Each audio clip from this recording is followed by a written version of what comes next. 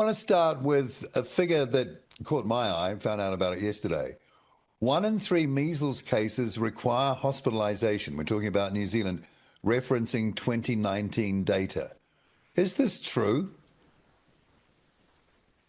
Well, I think that the 1 in 3 number might have stemmed from the last outbreak in New Zealand, where at the time they were talking about increased hospitalisation rates, and they were using that as a fear to drive up a particular response, I think, in young parents of young children.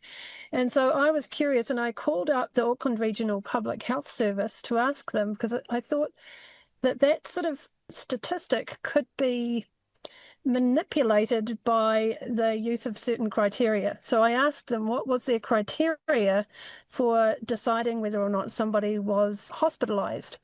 And they found that quite amusing and took my number and got somebody to call me back, one of the medical officers of health. And what this woman told me was that all that you needed to be, in order to be added to the hospitalisation statistics, was to be within the hospital system for a minimum of 3 hours.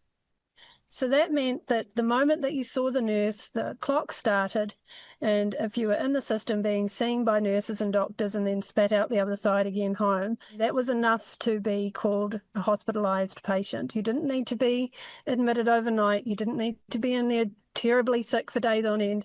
You just needed to be in the system for 3 hours. Now, if anybody has been along to the hospital in recent times with a family member, you know that you're lucky to get in and out of the hospital within sort of 5 hours is a good day.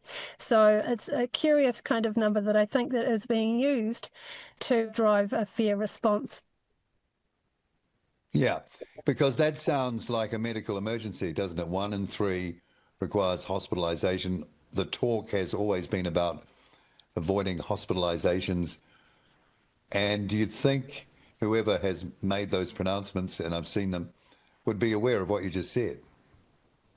Yeah, well, they don't want people to be aware of it. I remember when I made that known publicly, I was crowing about it in 2019, and I had a lot of people telling me that I was spreading disinformation until, of course, it sort of forced the hand of the authorities to admit that actually I was right.